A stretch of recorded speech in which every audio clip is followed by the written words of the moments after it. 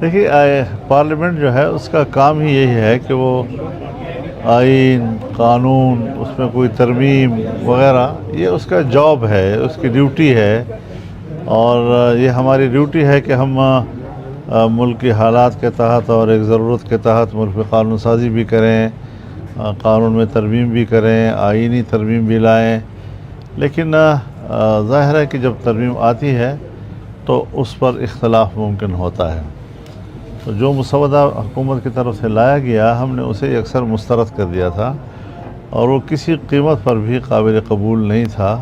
اس سے پارلیمنٹ کی توقیر ختم ہو جاتی، اس سے ہماری عدلیہ کمزور ہو جاتی، اس سے ہمارے تمام پاکستان کے عام شہریوں کے انسانی حقوق جو ہے وہ تباہ ہو جاتے، اور ان کی کوئی حیثیت نہ رہ جاتی۔ تو ظاہر ہے کہ ہم اسمبلی میں اس لیے تو نہیں ہے کہ ہم عوام کے خلاف کوئی ترمیم پاس کریں، بلکہ عوام کے مفاد میں ہم نے سب کچھ کرنا ہے، ملکی مفاد میں ہم نے سب کچھ کرنا ہے، تاکہ یہاں پر ایک پرامن معاشرہ تشکیل دیا جا سکے، اور جو چیزیں وقت کی ضرورت ہوتی ہیں ہم ان ضرورتوں کو ترجیح دیں۔ یہ نہیں کہ ہم کسی ادارے یا کسی محکمے کو طاقتور بنانے کے لیے قانون بنائیں، اور غیر ضروری طور پر ان کو اختیارات دینے کے لیے ہم کوئی قانون بنائیں، بلکہ تمام اداروں کے درمیان توازن پیدا کرنا اور ملک کے اندر ایک متوازن سیاسی ماحول پیدا کرنا، یہ ہمارا ایک مقصود ہوتا ہے، یہ ہماری ڈیوٹی ہوتی ہے، یہ ہماری ذمہ داری ہوتی ہے۔ اب الحمدللہ ایک لمبی چوڑی گفتگو اور مذاکرات کے نتیجے میں جو مسودات اس وقت شیئر کیے گئے ہیں مسلم لیگ نون کی طرف سے بھی، پاکستان پیپلز پارٹی کی طرف سے بھی، جمعیت علماء اسلام کی طرف سے بھی، تو اس میں کافی اب ہم آہنگی تقریباً پیدا ہو چکی ہے، اور جو چیزیں ہم نے مسترد کی وہ واپس ہو چکی ہیں، اور جو چیزیں ہم نے مطالبہ کی تھی وہ قبول ہو جائیں گے انشاءاللہ۔ تو پھر بھی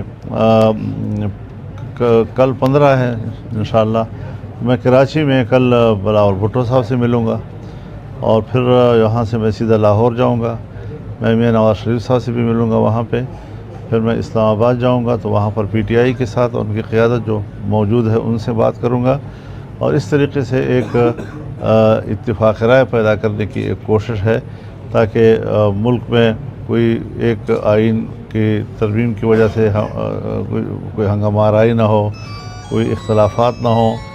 اور اس سے پہلے 18ویں ترمیم آپ کو یاد ہوگا، 18ویں ترمیم میں بھی کوئی ہمیں 9 مہینے لگ گئے تھے۔ جب 18ویں ترمیم میں ہمیں 9 مہینے لگ گئے تھے تو اب 26ویں ترمیم میں ہمیں 9 دن تو دے دینے چاہیے کہ ہم اس میں دیکھ سکیں، اس کا نوک پلک ٹھیک کر سکیں، اس میں کوئی غلطی ہے تو اس کو نکال سکیں، کوئی اچھی بات ہے تو وہ ڈال سکیں اس کے اندر۔ تو یہ سارا ایک بڑا لمبا ایک ایکسرسائز ہے، اس کے ہمیں ماضی میں بھی کافی تجربات ہیں۔ بعض دفعہ ہمیں کچھ چیزیں طے کرنے کے لیے، خارجہ پالیسی کے اصول طے کرنے کے لیے 6 مہینے تک ہمیں کمیٹی روم میں بیٹھنا پڑا۔ تو آج کیا مسئلہ ہے کہ ہم 1 مہینہ بھی دینے کو تیار نہیں ہیں، اور ایسی کوئی جلدی ہم پر مسلط کی گئی، لیکن ہم اس سے متاثر نہیں ہوئے، اور ہم نے کہا نہیں، جب تک کہ ہم اطمینان حاصل نہیں کریں گے اس وقت تک کوئی ترمیم نہیں آئے گی، اور اگر آئی تو ہم اس کو مسترد کریں گے۔ جی اب الحمدللہ بڑی محنت اور کوشش کے بعد ہم ایک اتفاق رائے کے قریب پہنچ چکے ہیں، اور آپ دعا فرمائیں کہ مکمل اتفاق رائے تک ہم پہنچ سکیں۔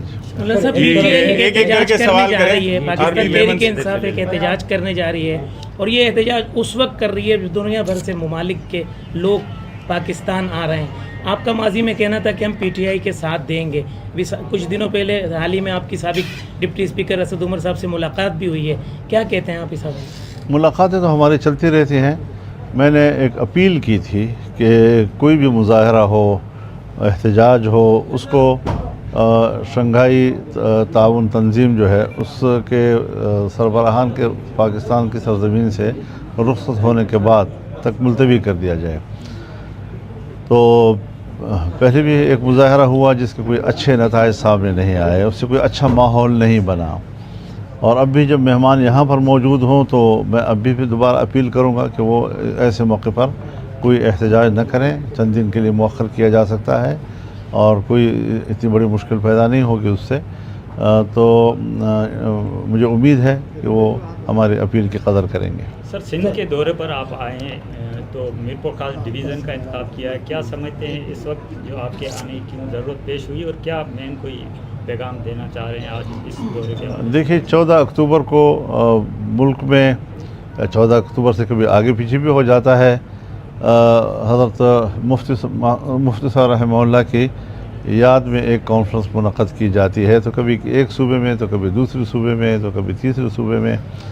تو اس دفعہ سندھ کی جماعت کا بڑا اصرار تھا اور خاص طور پر میرپور خاص کی جماعت کا کہ یہاں میں کافی عرصے سے نہیں آیا ہوں، تو یہاں آ کر اب یہاں کانفرنس منعقد کی جائے. تو یہ کانفرنس ہوگی اور جب مفتی صاحب کے عنوان سے کانفرنس ہوتی ہے تو ان کی ہم جہت زندگی کو زیر بحث لایا جاتا ہے. ظاہر ہے کہ وہ جہاں ایک عالم دین تھے، جہاں وہ ایک فقیہ تھے، جہاں وہ ایک محدث تھے، اور اس حیثیت میں جو انہوں نے کامیابی کے جھنڈے گاڑے اپنی زندگی میں، پھر سیاسی میدان میں تو ظاہر ہے کہ انہوں نے ملک میں ایک بڑا مقام پیدا کیا، اور انہوں نے جو نقوش چھوڑے ہیں وہ پوری قوم کے لیے قابل تقلید ہیں. اور اس میں ظاہر ہے کہ ملک کے اندر امن و امان کا ماحول ہو، ایک اچھا جمہوری ماحول ہو، پارلیمانی کردار ہو. انہوں نے اپنے پارلیمانی کردار سے آئین بنایا، اس آئین پر انہوں نے دستخط کیے، ختم نبوت کا مسئلہ حل کیا انہوں نے، پھر بین الاقوامی سطح پر ساری زندگی انہوں نے فلسطین کے کاز کی حمایت کی، اور اسرائیل کی جارحیت اور ان کے قبضے کے خلاف انہوں نے اپنی توانائیاں جو بھی تھی ان کی سیاسی وہ صرف کی انہوں نے. تو آج بھی ہماری اس اجتماع میں مفتی صاحب کے انہی نظریات کی بنیاد پر جہاں ہم ان کی شخصیت کو زیر بحث لائیں گے، وہاں پر ہم ان کے کردار کو بھی، چاہے وہ علمی حوالے سے ہو، چاہے وہ سیاسی حوالے سے ہو، چاہے وہ امن کے حوالے سے ہو، چاہے وہ پارلیمانی نظام کے حوالے سے ہو، جمہوری حوالے سے ہو، اسلام کے لیے ہو، ختم نبوت کے لیے ہو، فلسطین کے لیے ہو، امت مسلمہ کے لیے ہو، ان سب کے لیے ان کے نظریات کو سامنے رکھتے ہوئے ہم نے گفتگو کرنی ہوگی، تمام مقررین نے گفتگو کرنی ہوگی، اور انشاءاللہ ان کا یہی پیغام اگلی نسلوں کے لیے نشان راہ بنے گا اور ان کے لیے اپنا مستقبل سنوارنے کا سبب اور ذریعہ بنے گا انشاءاللہ. بہت شکریہ جی، بہت شکریہ، تھینک یو ویری مچ جی، تھینک آپ یو. سندھ میں آئے ہو اور ادھر انتہا پسندی کی ایک لہر اٹھی ہے اور ماروائے عدالت قتل ہو رہے ہیں توہین رسالت کے حوالے سے، اور کل اس کے رواداری امن ریلی بھی نکلی.